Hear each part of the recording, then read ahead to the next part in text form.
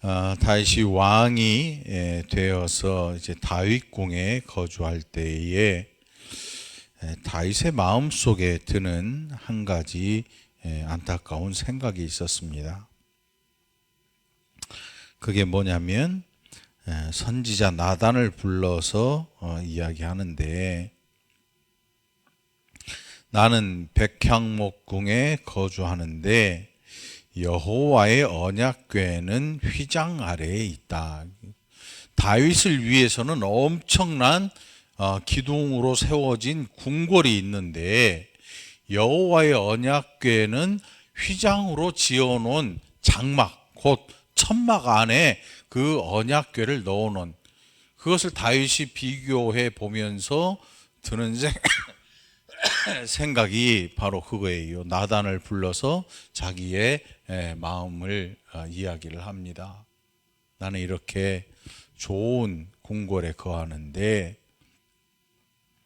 하나님의 언약의 상징, 곧 하나님의 임재를 나타내는 이 언약궤는 아직도 저 천막 안에 거하는 것이 나는 안타깝고 견딜 수가 없다.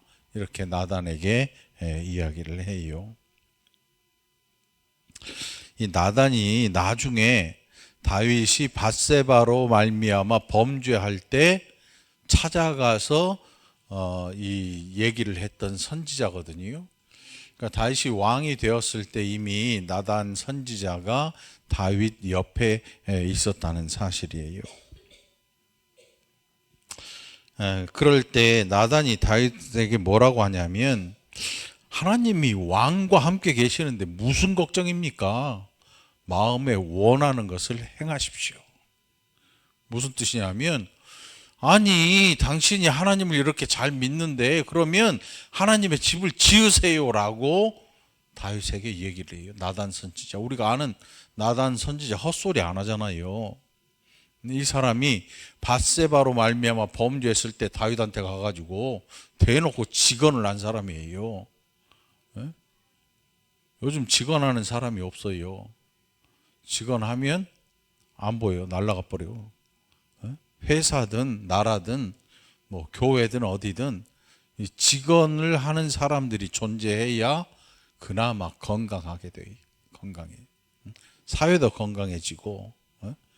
네, 직언도 직언 나름이지. 나단이 그런 분인데, 나단 선지자가 그런 분인데 다윗에게 얘기해요. 그러면 마음에 있는 걸 행하세요. 그렇게 말한 이유는 다른 거 없어요. 다윗이 얼마나 하나님을 잘 섬기고 그 말씀에 순종하고 하나님을 기뻐하는지를 나단 선지자가 옆에서 보고 있기 때문에 다윗에 대해 너무나 잘 알고 있는 거예요.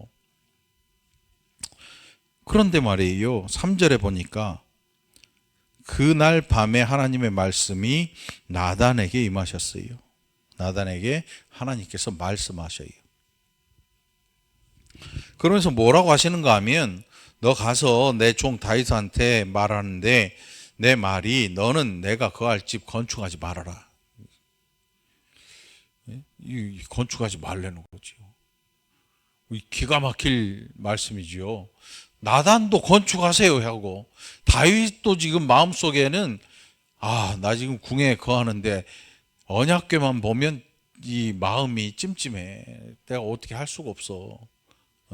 나는 마음에 지금 이 하나님의 집을 짓고 싶은데, 나단이 그렇게 하세요 했는데 그날 밤에 하나님께서 나타나셔서, 아니야, 건축하지 마.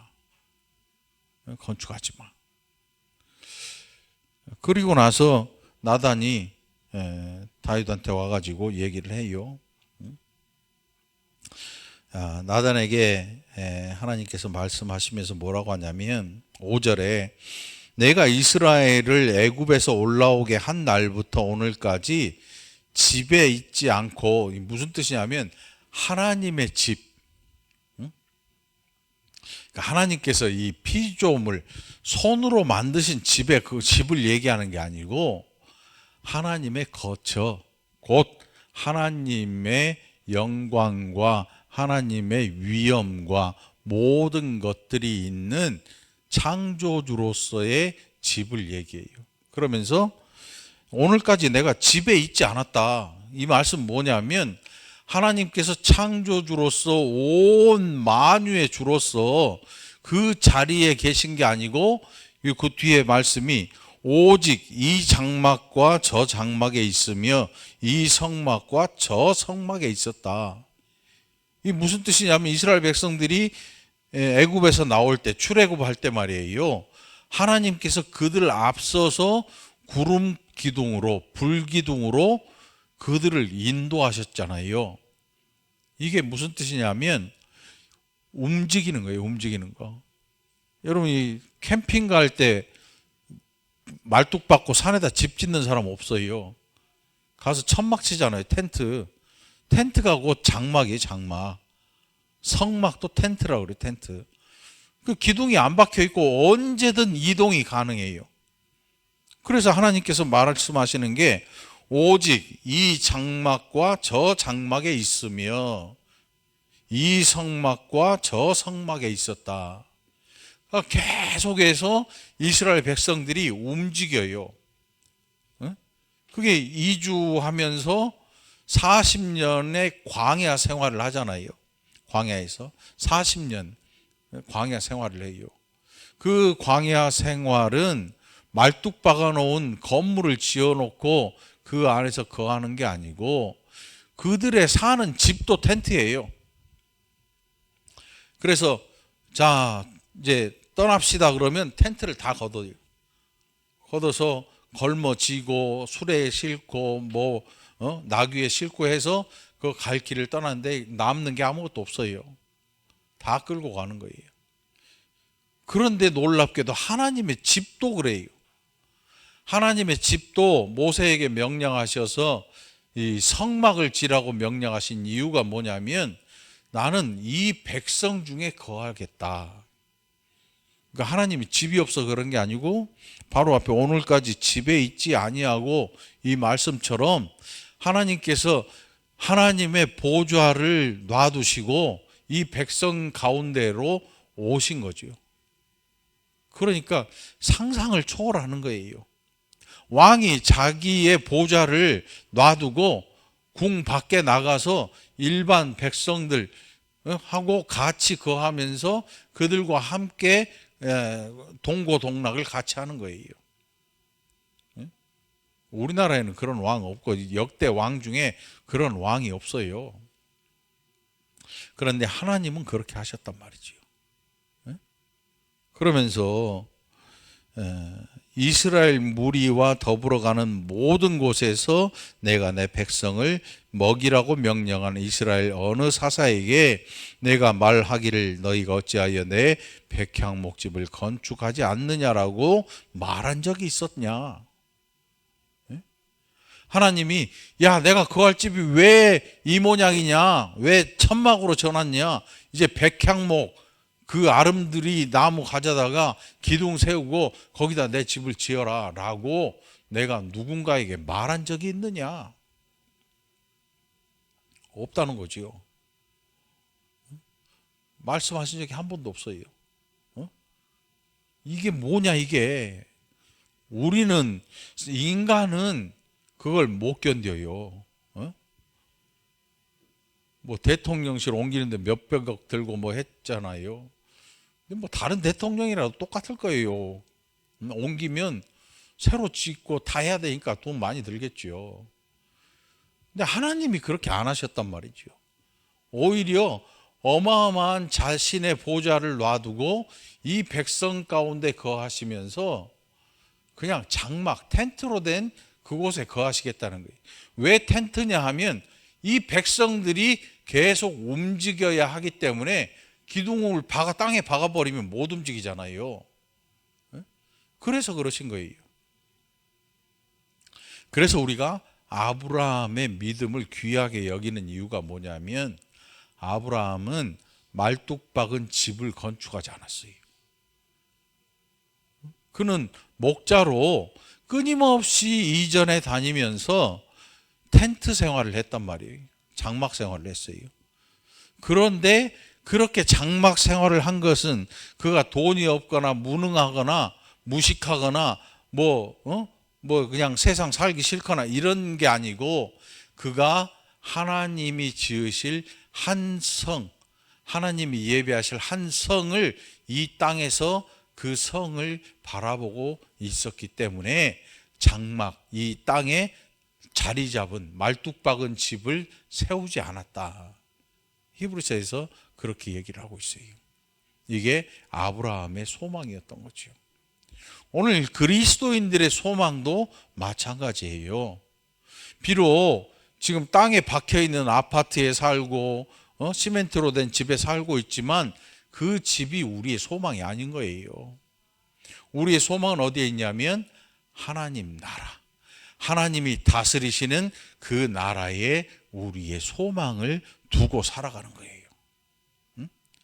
이 땅에 있는 집에 우리의 마음이 파묻혀버리고 이 땅에 있는 집이 우리의 모든 것이라고 생각한다면 하나님 나라에 대한 소망은 없는 거지요. 그게 지금 나단 선지자에게, 야, 다윗에게 가서 내 말을 반드시 전해라. 내가 지금 하고 있는, 내가 살고 있는 이곳이 왜, 무엇 때문인지를 다윗에게 알려줘라. 그리고 너도 잘 들어라. 너 선지자라고 해서 무조건 네 생각이 옳은 건 아니야.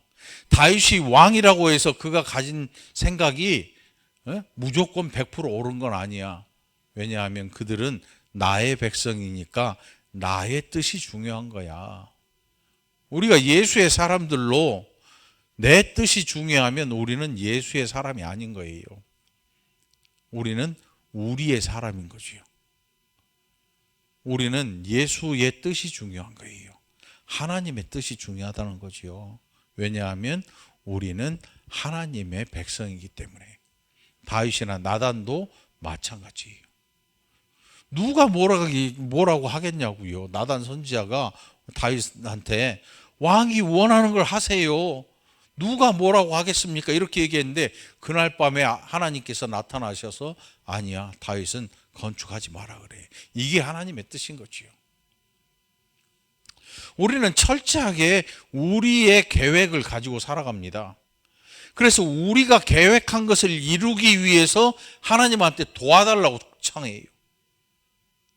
가만히 생각해 보면 주객이 바뀐 거예요.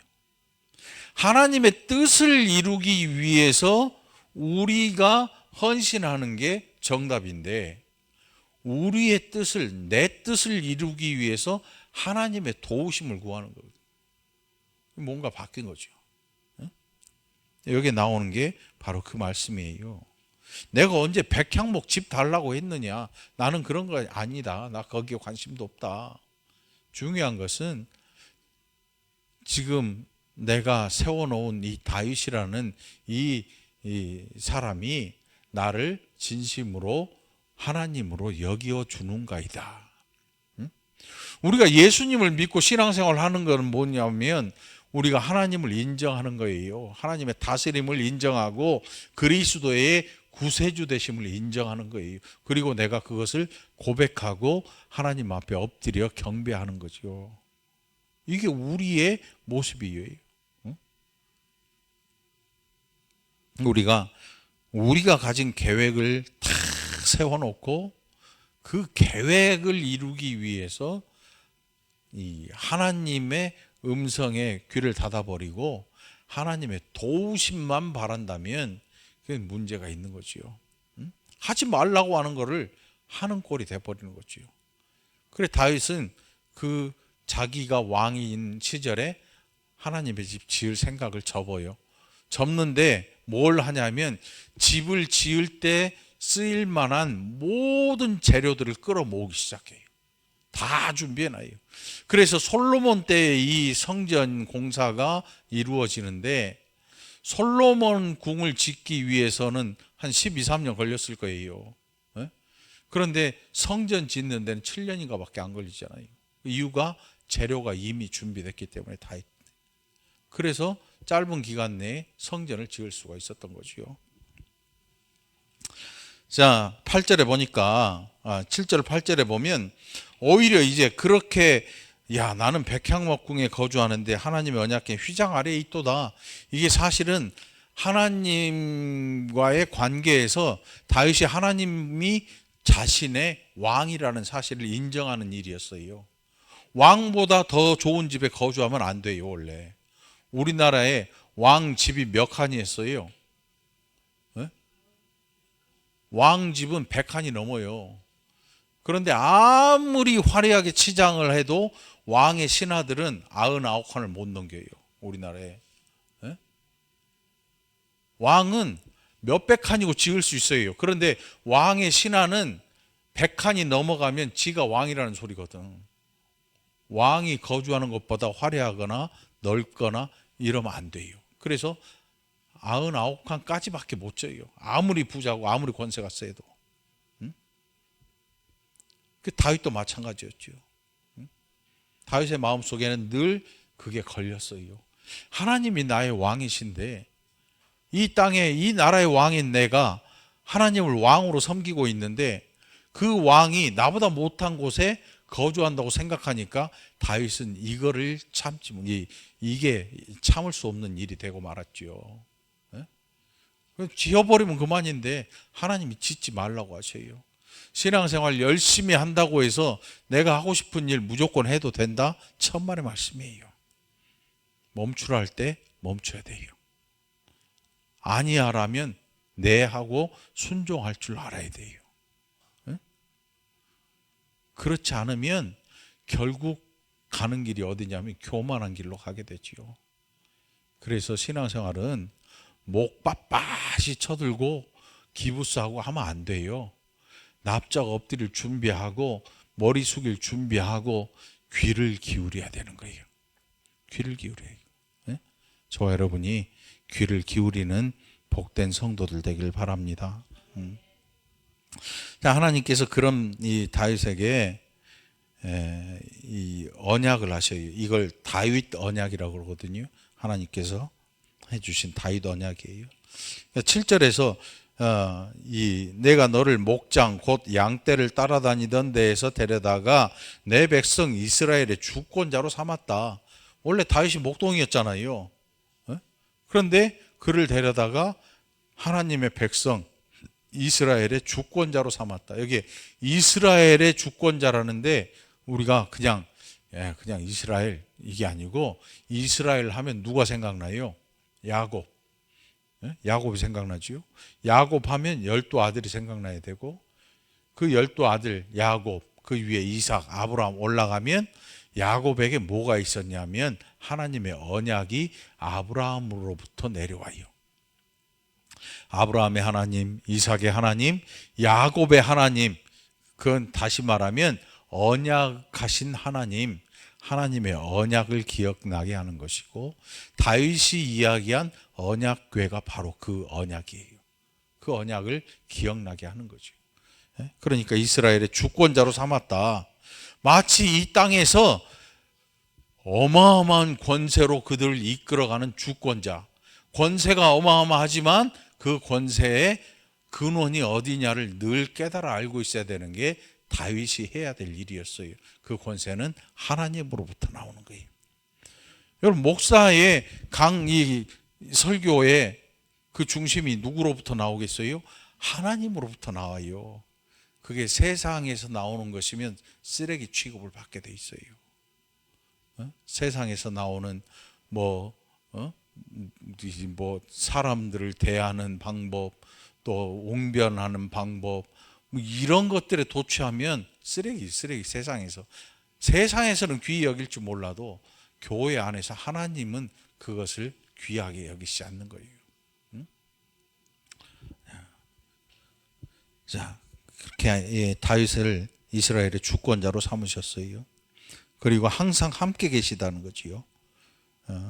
대적들을 멸할 뿐만 아니고 존귀한 자들의 이름 같은 이름을 내게 만들어 주겠다. 세상에서 세상적으로 존귀한 자가 아니라 내가 너를 아끼고 보호함으로 말미암아 세상 존재들이 너를 보고 두려움을 느끼게 될 거야. 그래서 다윗 시대뿐만 아니라 솔로몬 시대에까지 주변 나라의 왕들이 두려워서 떨어요. 무서워. 그래서 한 일이 뭐냐면 공물을 갖다 바쳐요. 왜? 우리 쳐들어오지 마세요. 나는 당신 얼굴만 봐도 두려워요. 무서워요. 그러니 제발 우리나라 오지 마세요. 그렇게 해서 자기 딸들을 시집 보내, 왕한테. 전략적으로 정략 결혼 시키고 공물을 보내고, 그게 솔로몬 시대까지 이어져요. 응? 그게 하나님의 언약이었어요. 그리고 그 중요한 언약이 있는데 10절 하반절에 보면 여호와가 너를 위하여 한 왕조를 세우겠다. 실제로 다윗 왕가라 그러지요. 사울은 베냐민 지파로서 실패한 왕가로 끝났어요. 사울 때에서 그 왕가가 끝나버려요. 그래가지고 그 다음에 왕이 누구냐? 다윗이 왕이 되는데 다윗 왕가가 세워지게 되고, 다윗으로부터 솔로몬으로 이어지고 르호보암으로 이어지고, 이렇게 해서 다윗의 후손들이 유다 지파에서 계속 이어져서 유다 왕국을 이루게 되고, 결국 메시아가 탄생하게 되죠. 유다 지파에서.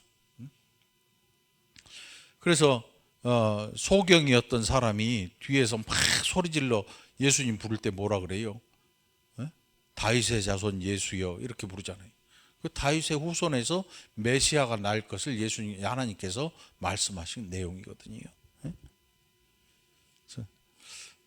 그렇게 하시면서 왕조를 세우고 11절에 보니까 내 생명의 연한이 차서 내가 조상들에게로 돌아가면 내가 내 뒤에 내 씨 곧 내 아들 중 하나를 세우고 그 나라를 견고하게 할 텐데 그는 나를 위하여 집을 건축할 것이고 나는 그의 왕위를 영원히 견고하게 하리라. 여기에 나오는 영원이란 말은 솔로몬의 그 왕위가 영원하다는 말 뜻이 아니고, 이 말씀이 나중에 메시아를 통해서 이루어지게 되죠. 영원한 그 나라를 다스리게 되는 예수 그리스도의 일을 이야기하는 거예요. 자, 그럴 때 이 11절 보면 이게 정말 기가 막힌 내용이 나와요. 다윗이 죽은 후에 아들 중 하나를 세우는데 누가 세우냐면, 이 돌아가면 내가 내 뒤에, 그러니까 하나님께서 다윗 너의 뒤에 있는 이 다윗 너의 씨 곧 너의 아들 중 하나를 세우겠다. 하나님께서 세우겠다는 거예요. 사람이 세운 게 아니에요. 그래서 역사를 쭉 이렇게 들여다보면요, 역사가들은 그거를 평가를 해요. 이때 뭐가 강력했고 집권의 왕의 힘이 강력했고 돈도 많았고 군사력도 좋았고 말도 많고 대포도 많고, 그렇기 때문에 이 왕권이 계속 유지되어서 솔로몬한테 왔다. 뭐 이런 평가를 내려요, 세상 이 역사가들은. 그런데 성경은 뭐라고 하냐면 내가 그 왕 솔로몬을 내가 세운다. 솔로몬 지혜로운 사람이잖아요. 그 지혜가 하나님으로부터 온 것이고, 그래서 세상 역사를 연구하는 사람들은 늘 그런 것들을 이야기를 해요. 하나님에 대한 이야기는 싹 치워버려요. 없어. 하나님에 대한 이야기는 없어요. 세상 역사에서 말하는 그럴 수 있었던 이유들을 쫙 열거하지요. 그럴듯해요. 그런데 하나님이 내가 내 왕위를 이어가게 만들 것이고 그 너의 아들 중에 내가 한 왕을 택해서 세울 것이다. 그리고 영원한 왕위 곧 예수 그리스도를 하나님께서 세우시지요. 13절에 나는 그의 아버지가 되고 그는 나의 아들이 되리니 나의 인자를 그에게서 빼앗지 아니하기를 내가 내 전에 있던 자에게서 빼앗음과 같이 하지 아니할 것이며 내가 영원히 그를 내 집과 내 나라에 세우리니 그의 왕위가 영원히 견고하리라 하셨다 하라. 솔로몬에 대한 이야기인 것 같은데 결국은 예수 그리스도까지 이어지는 말씀을 하시는 거지요. 영원한 왕권을 하나님께서 허락하신다. 그러니까 우리의 꿈은 대를 이어서 자손이 막 번성하고 막 이게 중요한 게 아니고 하나님 나라가 어떻게 이루어지고 발전해 나가느냐를 봐야 되는 거예요.